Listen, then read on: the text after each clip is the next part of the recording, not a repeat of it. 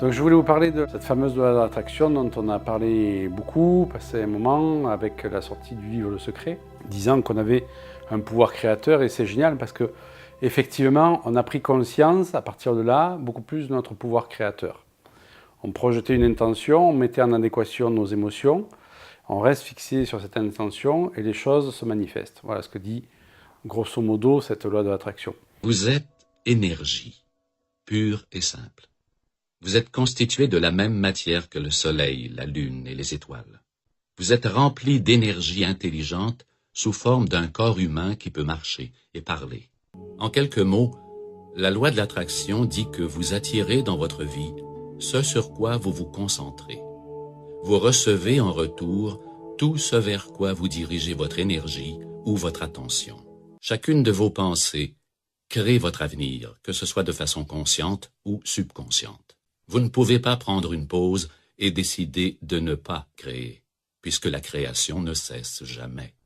Lorsque vous vous sentez excité, enthousiaste, passionné, heureux, joyeux, reconnaissant ou dans l'abondance, vous libérez alors de l'énergie positive.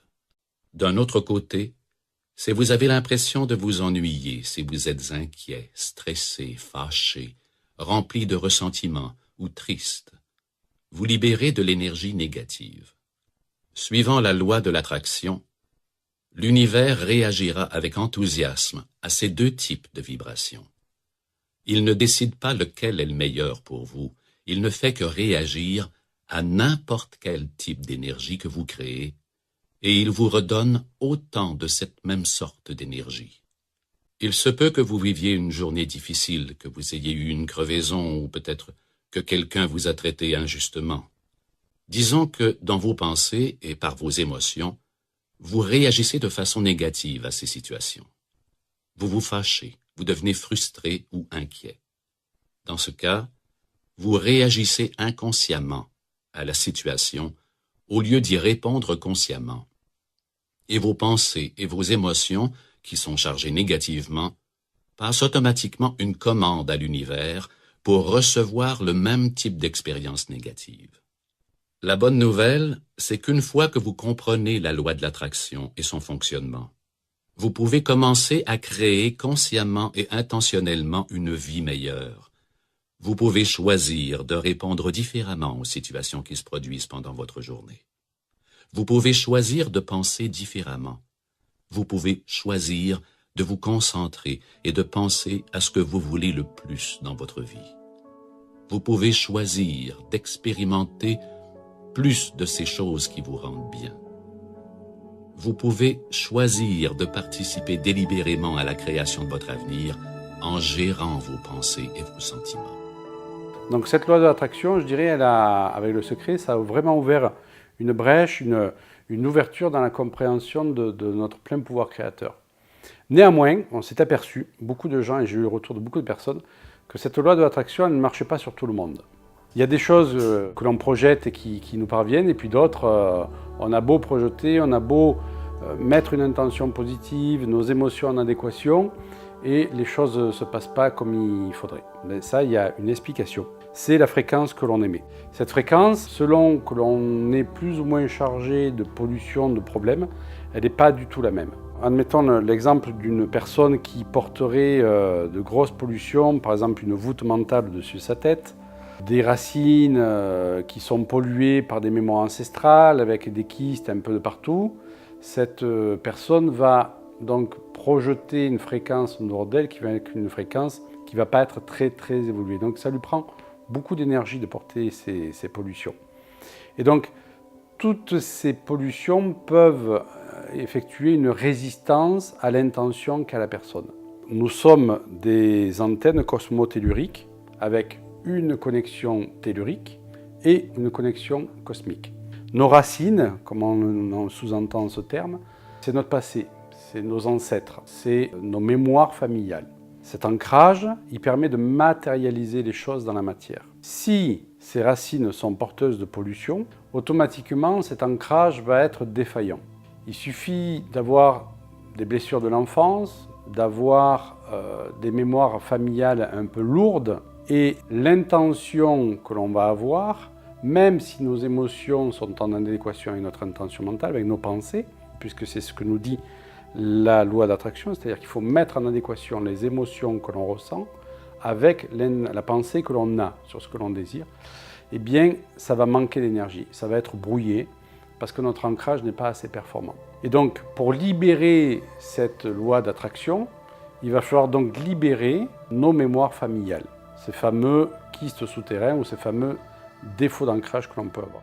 Et moi, je m'aperçois dans tous les jours dans ma pratique qu'on a beau visualiser des racines qui s'ancrent profondément dans la terre, on a beau visualiser la couleur rouge du magma qui remonte dans nos racines, ça ne suffit pas à enlever les traumatismes qui ont pu s'enquister, qui soient de notre intra-utérin, qui soient de notre enfance, des différentes blessures d'abandon, de trahison, d'humiliation, que ce soit des mémoires familiales, eh bien tout ceci va constituer des freins à cette fameuse loi de l'attraction. C'est pour ça qu'elle ne fonctionne pas sur tout le monde. Ça dépend vraiment, entre autres, du degré de pollution énergétique que l'on porte dans son champ aurique. Tout ça, ça prend de l'énergie à la personne. Et donc, si son intention vibre à une certaine fréquence, la fréquence qu'elle émet ne peut pas être en adéquation avec cette intention-là. C'est pour ça que ça ne fonctionne pas. Donc, il faudrait que les personnes, quand elles veulent vraiment, quand elles voient que leur intention ne fonctionne pas, elles devraient pratiquer un soin, se libérer de toutes les pollutions majeures qu'elles portent pour pouvoir monter leur fréquence et là avoir une loi de l'attraction qui soit pertinente. Et moi je vois beaucoup de personnes en séance qui sont connectées à une autre personne. Elles se font du souci pour une autre personne, elles n'ont pas fait le deuil d'une relation, elles n'ont pas fait le deuil de quelqu'un qui est décédé. Leur logiciel est resté branché sur une autre personne. Et donc ces personnes-là, quand elles vont vouloir mettre en action la loi de l'attraction, ça ne va pas fonctionner non plus.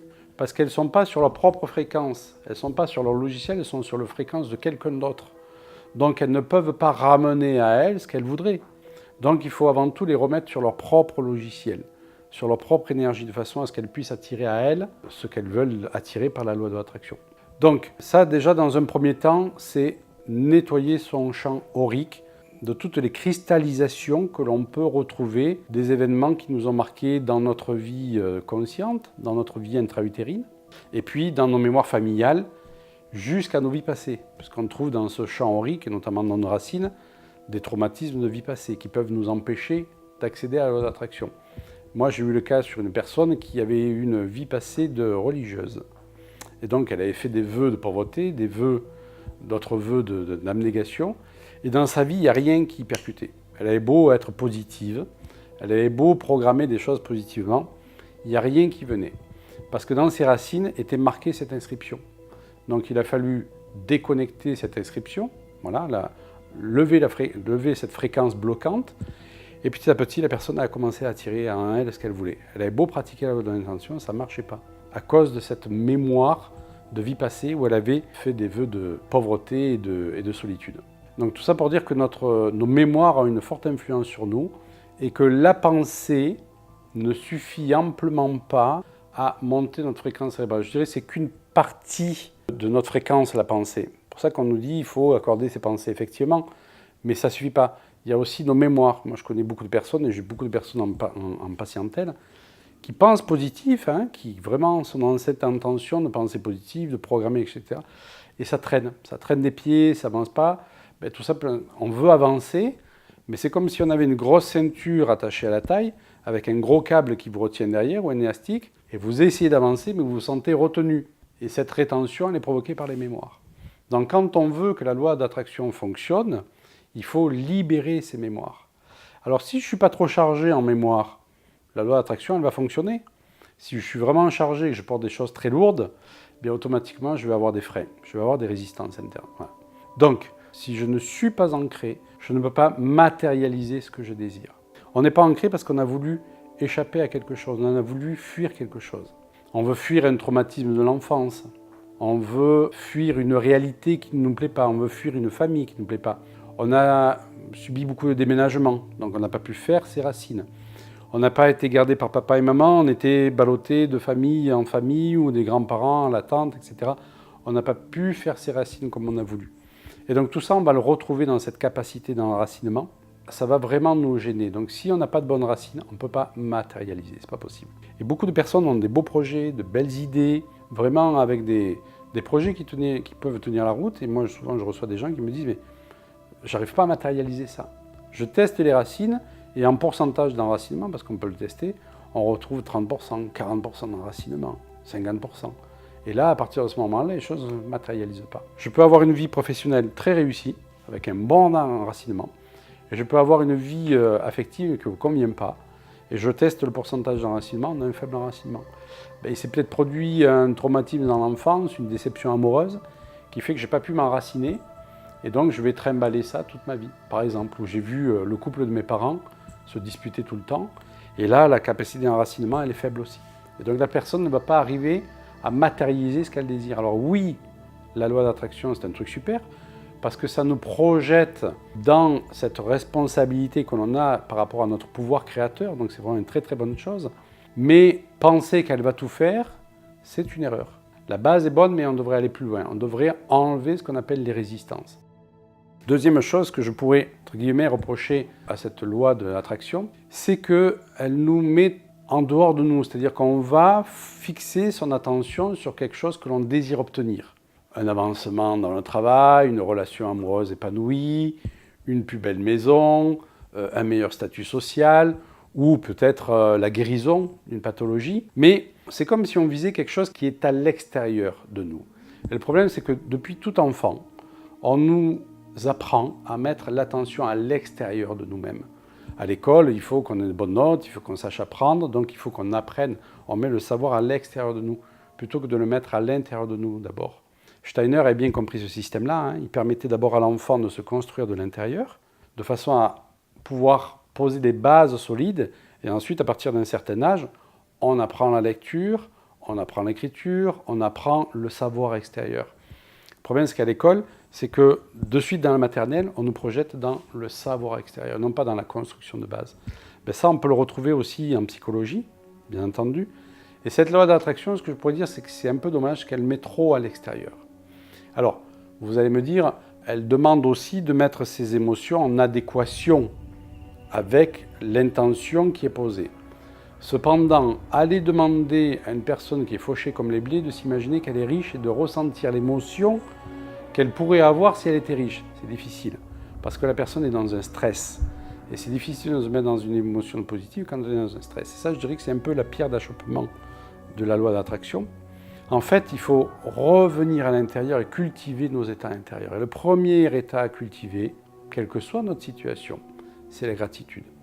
La gratitude, c'est vraiment reconnaître que même si je n'ai pas beaucoup dans ma vie, j'ai peut-être quelque chose de bien. C'est vraiment focaliser sur ce que j'ai de bien.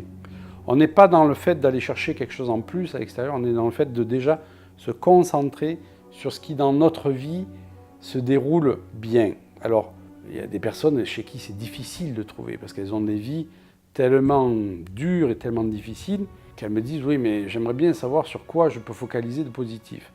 On peut toujours trouver du positif, toujours, ne serait-ce qu'une once.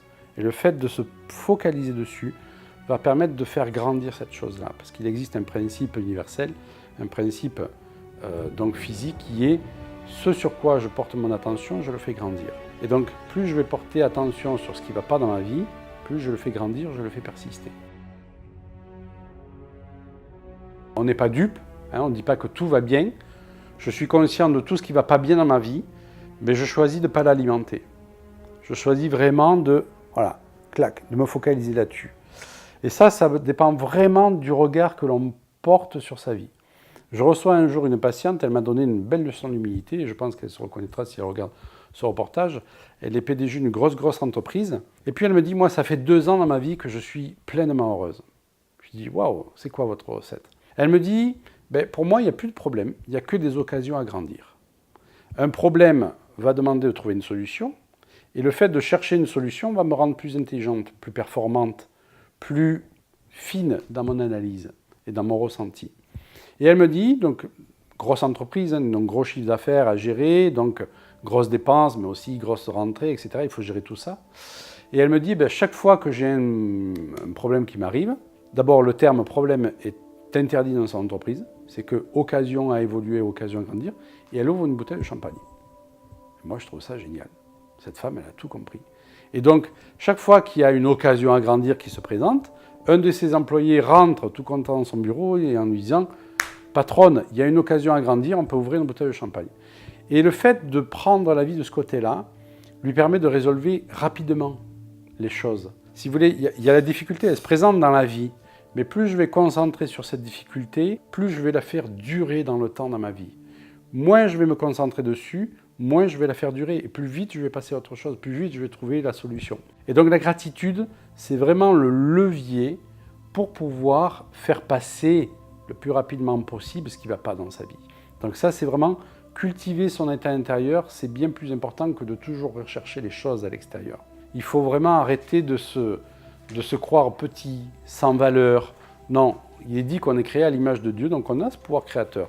Mais si je ne le reconnais pas en moi, ce n'est pas le voisin qui va pouvoir me le faire reconnaître, qui va me dire oui, je vais créer ça à ta place. Non, on doit pouvoir se reconnecter à ce champ infini de possibilités qui est porteur en nous. C'est ce que nous dit le quantique, c'est qu'on est connecté par un double quantique à ce champ informationnel. Et donc, le double quantique peut aller chercher pour nous la solution à toutes nos occasions à grandir, puisqu'on va les baptiser comme ça, et je trouve ça super. Et donc la grandeur, c'est le deuxième levier qui est indispensable, se reconnaître comme quelqu'un de grand. Le troisième levier, ça va être la générosité. C'est pas distribuer, c'est bien à tout va, c'est être déjà généreux envers soi. C'est arrêter de focaliser sur ce qui ne va pas en soi, on a tous des défauts, on a tous des choses imparfaites, et heureusement, on est humain. C'est se focaliser sur nos qualités. C'est ça la générosité envers soi. C'est arrêter de se critiquer, de se dénigrer. Chaque fois que je me dénigre, je perds de ma valeur, je perds de ma confiance. Donc on a besoin de faire ce chemin intérieur qui est d'aller reconnecter tout ce qui est super en nous et vraiment de le cultiver. Si je cultive ces trois valeurs, je vais être dans la gaieté. C'est pour ça que j'ai écrit « Créer une vie heureuse grâce à la force 4G ». C'est comment se reconnecter à ces quatre valeurs de façon à cultiver un état intérieur adéquat qui fait que je n'ai plus besoin de m'occuper de ce que je veux à l'extérieur. Je vais devenir un véritable aimant à positif. La loi d'attraction nous dit, voilà, tu prends une situation, tu imagines la maison de tes rêves, tu imagines que tu y vis dedans, comment tu serais quand tu y vis dedans, tu fais un tableau de tes doléances, de tes désirs, tu colles la maison de tes rêves et tu colles le chèque que tu veux recevoir, le couple idéal, etc. C'est très bien, ça nous met dans une pensée positive. Mais on est toujours dans un processus où il faut imaginer les choses, ressentir les choses. Et je trouve ça fatigant, moi. Voilà. Et moi, j'aime bien la simplicité. Je me dis que c'est le mental toujours qui complique les choses. Et que la vie est beaucoup plus simple que ça. Alors que de cultiver ces quatre valeurs, c'est quelque chose de beaucoup plus simple. C'est quelque chose qui est à l'intérieur. Je ne m'occupe pas du tout de ce que je veux à l'extérieur. Je ne m'occupe pas du tout de la belle maison. Je ne m'occupe pas du tout de la promotion que je veux. Je m'occupe de cet état intérieur. Je m'occupe de ma gratitude, de la générosité, de la grandeur, et de vivre tout ça dans la gaieté. Et là, sans m'occuper de ce qui se passe à l'intérieur, les choses vont me venir automatiquement. Je n'aurai pas besoin de les visualiser. Et moi, c'est comme ça que je fonctionne dans ma vie. Je sais qu'en cultivant ces états intérieurs, je vais augmenter ma fréquence. Et si j'augmente ma fréquence vibratoire, selon le principe de résonance, je vais attirer dans ma vie des événements qui ont la même fréquence vibratoire. Donc, ce que je désire quelque part, sans que je le projette, va me venir automatiquement. Et ça, c'est beaucoup plus facile comme phénomène. Il suffit chaque fois d'être vraiment bien conscient de ses pensées. Et chaque fois que je vais me diminuer, chaque fois que je vais passer à côté d'un phénomène où je pourrais remercier l'univers, je vais automatiquement réagir. Voilà, ça demande par contre effectivement d'être en observation de soi-même. Et c'est ça qui est important. Et tous les grands sages le disent, les méditants, etc. Il faut être en observation de soi-même. Comment je réagis? J'envoie une pensée dans l'univers qui n'est pas adéquate, j'annule, j'efface. J'ai 12 secondes pour le faire, pour annuler, effacer cette information. Et souvent dans la journée, parce que je suis comme les autres, il m'arrive de réagir par rapport à une chose, de suite c'est j'annule, j'efface. À force de faire ça, je suis toujours en auto-observation, je vais reprogrammer ma façon de fonctionner et je vais être dans un processus créatif. Alors vous allez me dire, mais c'est hyper fatigant d'être comme ça. Au début, on est dans l'observation constante, mais après ça devient une habitude.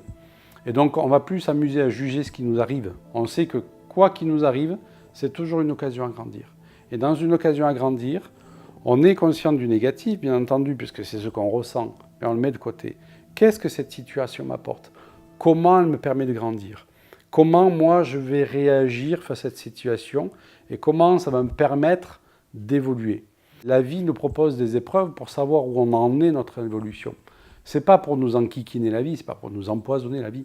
C'est que la vie va nous présenter des épreuves et nous, selon notre réaction par rapport à l'épreuve, on va dire à la vie, ok, j'ai compris, je peux passer à autre chose, ou non, j'ai pas compris. Et à cette condition, la vie va nous renvoyer la même épreuve, jusqu'à ce qu'on comprenne qu'on n'a pas la bonne réaction face à cette épreuve-là. Et si je réagis de façon différente, je monte ma fréquence vibratoire, c'est toujours le même phénomène, et la vie va plus me renvoyer les mêmes choses. Tout ce qui se passe à l'extérieur, c'est la projection de ce qu'on a à l'intérieur. Mais pas de la maison qu'on va programmer, pas du machin. Pour moi, c'est illusoire ça. Ce qui est important, c'est vraiment qu'est-ce que je cultive à l'intérieur. Si je cultive ces états intérieurs, mais les choses, elles viennent. C'est ce qu'on appelle les synchronicités. Et on n'a pas besoin de les calculer, ça vient tout seul. Pouf, la bonne personne, elle vient. Voilà. Et ça, c'est génial, quoi. Tout ça pour dire que quelqu'un qui est très chargé, on prend un aimant, par exemple, s'il est chargé de limailles de fer, de métaux qui se sont agglutinés contre lui, il va avoir un pouvoir attractif qui est très faible. Donc il ne va pas attirer les choses dans sa vie. Voyez ? C'est pour ça que je disais qu'il faut, quand on sent qu'on n'arrive pas à attirer les choses dans sa vie, ça ne sert à rien de blâmer l'extérieur en se disant « j'ai pas de chance ». Voilà. Parce que là, on est à l'inverse de la grandeur, on est vraiment dans le fait de se bloquer complètement. Donc la plupart des gens, ils vont mettre leur conscience à l'extérieur en disant « c'est la faute à pas de chance », c'est la faute à lui, c'est la faute à ceci, je suis victime. C'est une réaction de base de l'ego chez l'humain qui est la victimisation. Elle nous coupe de notre pouvoir, cette victimisation. C'est quelque chose de terrible. Donc il faut tout simplement garder à l'esprit qu'on est un aimant. Si cet aimant, il n'est pas recouvert de limailles de fer de copeaux, il a un fort pouvoir attractif. Donc moins mon champ aurique va être chargé de pollution, plus je vais pouvoir attirer à moi les circonstances de vie que je désire. Plus je vais être chargé comme un mulet, moins je vais pouvoir attirer. Donc il y a des gens, il leur arrive des tuiles par-dessus, en veux-tu, en voilà. Ils viennent en me disant, mais ma vie c'est chargé de négatif. Et ouais, mais à la base déjà, il y a des accumulations de négatifs. Donc le négatif, il attire le négatif. Il n'y a pas photo. Et c'est pas parce qu'elles ont le mauvais œil, c'est pas parce que on les a travaillées, c'est pas parce que voilà, on a jeté un mauvais sort. Ça, c'est mettre sa responsabilité à l'extérieur. Prendre sa responsabilité, c'est se dire, tiens, il y a peut-être chose qui en moi fait que j'attire pas. Pourquoi? Parce que peut-être que j'ai eu des événements difficiles dans mon enfance, et que même si je vais travailler en psychothérapie, etc., la trace énergétique reste dans mon champ énergétique. Et donc, elle va faire obstacle à ce que je veux attirer. Donc c'est pour ça que l'utilité des soins en bioénergie est très importante, puisqu'on va permettre à la personne en quelques séances et quand je dis quelques séances, souvent c'est 1 ou 2 séances déjà, de se laver, de laver son corps énergétique, de transmuter tout ça en lumière, c'est exactement le terme. Le double quantique va transmuter tout ça en lumière. Et donc à partir de ce moment-là, l'aura va devenir plus lumineux, la fréquence augmente, et la personne va pouvoir attirer à elle ce qu'elle désire. Et c'est un phénomène, c'est un processus qui est bien plus simple et moins coûteux en énergie mentale que de toujours être dans la programmation de ce qu'on veut et d'y coller des émotions dessus. Moi, je l'ai fait quelque temps. Je sentais qu'intérieurement, c'était pas ça. Je me suis dit, il y a autre chose. Il y a autre chose, c'est pas possible. On ne peut pas toujours programmer les trucs et se dire, voilà, je veux ça, et tous les jours réactiver cette programmation. Donc, je trouve que c'est beaucoup plus adéquat de s'ancrer, de s'aligner. Voilà, ça, ce qui est important, c'est de s'aligner. Donc, d'être sur son énergie, d'être vraiment en connexion cosmothéorique. Et pour ça, il faut avoir dégagé toutes les pollutions dans les racines. Il faut avoir dégagé toutes les pollutions majeures qui nous bloquent dans notre connexion cosmique, c'est-à-dire la capacité à recevoir des informations. Les racines, c'est vraiment là d'où je viens, et là-haut, c'est là où je vais. Si là d'où je viens, c'est pas nettoyé, et si là où je vais, c'est pas nettoyé, il n'y a pas grand-chose qui se passe dans ma vie. Et j'attire beaucoup de choses qui sont lourdes. Et je rencontre beaucoup de personnes qui sont dans des désespoirs parce qu'elles sont chargées de tous les côtés, quoi. Et donc, la thérapie quantique permet effectivement de transmuter les informations. Une pollution, en fait, quand elle est dans le champ aurique, c'est une information. D'accord ? Elle vibre sur une fréquence. Le double quantique, quand on appelle, quand on lui demande d'intervenir, il a la possibilité donc de modifier la fréquence de cette pollution dans le champ aurique. La fréquence va augmenter, cette pollution va disparaître. Et la personne le sent à la fin du soin, hein, elle se sent beaucoup plus légère. Juste pour citer un exemple d'une personne que j'ai reçue là, il y a quelques temps, qui a eu un remède homéopathique il y a quelques années. Depuis, il se sentait dissocié. C'était un remède à base de sulfure. Et cette personne, donc, ce remède avait fait sortir une mémoire ancestrale assez lourde. Et elle était devenue active dans son champ aurique. Et cette personne se sentait complètement dissociée. Elle est allée voir des homéopathes, plein de thérapeutes, et ils n'arrivaient pas à intervenir sur cette base de sulfure qui avait été donnée. Mais en fait, ce qu'il fallait, c'était pas à intervenir sur ce remède sulfure, il ne fallait pas l'antidoter, c'était trop tard. Il fallait agir sur cette mémoire qui était sortie. Le fait d'avoir libéré la mémoire par le double quantique a permis à cette personne de se réaligner, et puis c'était fini, elle a été remise sur son chemin de vie. Le dernier élément qui est à considérer aussi dans cette loi de l'attraction pour qu'elle fonctionne de manière optimale, eh bien, c'est de savoir exactement ce qu'on est venu vivre. Si votre chemin de vie, c'est d'être venu, je dirais, aider les autres, avoir un chemin un peu, entre guillemets, d'abnégation et de vous occuper du bien-être des autres, parce qu'il y a des chemins de vie qui demandent ça, votre chemin de vie, ça ne va pas être forcément de devenir riche. Donc si vous demandez la richesse, et que, entre guillemets, vous n'êtes pas prédestiné pour ça, eh bien, ça va être difficile d'acquérir cette richesse. On est tous venus, alors j'aime pas le terme mission parce que ça nourrit notre ego, mais on est venu, notre âme a choisi de venir vivre des choses. Et je dirais que quand on est sur son chemin de vie, voilà, sur le choix de notre âme, les choses sont beaucoup plus faciles pour nous. Quand ça commence à être trop difficile à l'extérieur, que vraiment on force pour que les choses viennent, il faut au moins se poser la question de savoir si on est sur son chemin de vie. Est-ce que c'est le choix de l'âme d'avoir voulu ce chemin-là? Si je suis dans la finance et que c'est difficile pour moi de réussir, ou alors j'y vais mais c'est un peu à contre-cœur et que je suis attiré par une vie beaucoup plus champêtre, je dirais, ou beaucoup plus campagnarde, je dois me demander si je suis vraiment sur mon chemin de vie. Donc on est venus tous remplir des cases fondamentales. Après, on a le libre choix d'y aller ou de pas, et encore, je ne sais pas. On a du libre choix, paraît-il, mais il y a des choses qu'on est venu donc vivre. Et si ce n'est pas en adéquation avec notre âme, on pourra projeter cette loi de l'attraction tant qu'on veut. Il va y avoir des résistances, ça va être difficile. On ne va pas pouvoir accéder à ce qu'on désire. La chose à bien considérer, c'est est-ce que ce choix que je fais là à l'extérieur, il est vraiment en adéquation avec mon âme, avec ce qu'on est venu vivre. Il y a des pistes qui peuvent nous aider, hein, la date de naissance, il peut y avoir l'astrologie, une astrologie bien menée peut nous aider.